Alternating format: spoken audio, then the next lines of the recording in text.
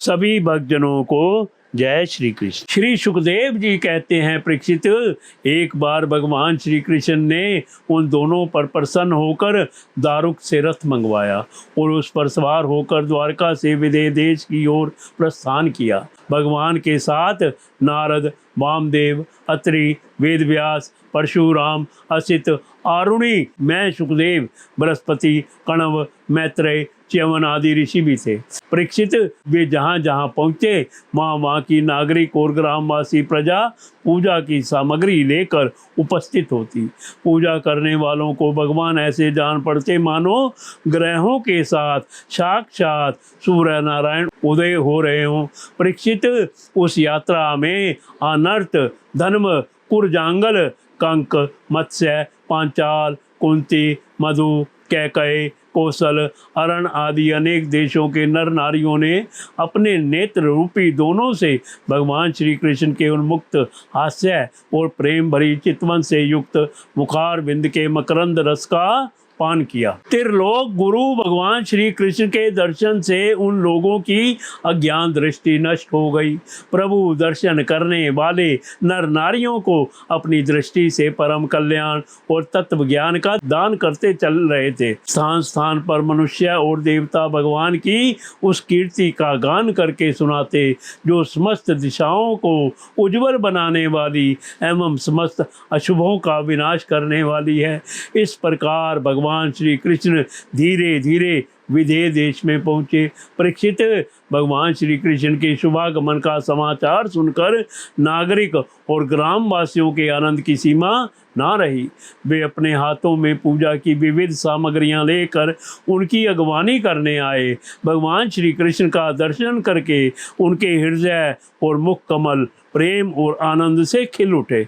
उन्होंने भगवान को तथा उन मुनियों को, जिनका नाम केवल सुन रखा था, देखा नहीं था, हाथ जोड़कर मस्तक झुकाकर प्रणाम किया। मिथिला नरेश बहुलाशव और श्रुतदेव ने यह समझकर कि जगत गुरु भगवान श्री कृष्ण हम लोगों पर अनुग्रह करने के लिए ही पधारे हैं, उनके चरणों पर गिरकर प्रणाम किया।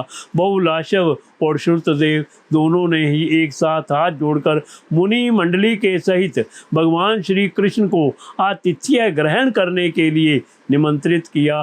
भगवान श्री कृष्ण दोनों की प्रार्थना स्वीकार करके दोनों को ही प्रसन्न करने के लिए एक ही समय पृथक पृथक रूप से दोनों के घर पधारे और यह बात एक दूसरे को मालूम ना हुई कि भगवान श्री कृष्ण मेरे घर के अतिरिक्त और कहीं भी जा रहे हैं। विदेह राज बहुलाशव बड़े मनस्वी थे। उन्होंने यह देखकर कि दुष्ट दुराचारी पुरुष जिनका नाम भी नहीं सुन सकते, वे ही भगवान श्री कृष्ण और ऋषि मुनि मेरे घर पधारे हैं, सुंदर सुंदर आसन मंगाए और भगवान श्री कृष्ण तथा ऋषि मुनि आराम से उन पर बैठ गए। उस समय बहुलाशव की विचित्र दशा थी।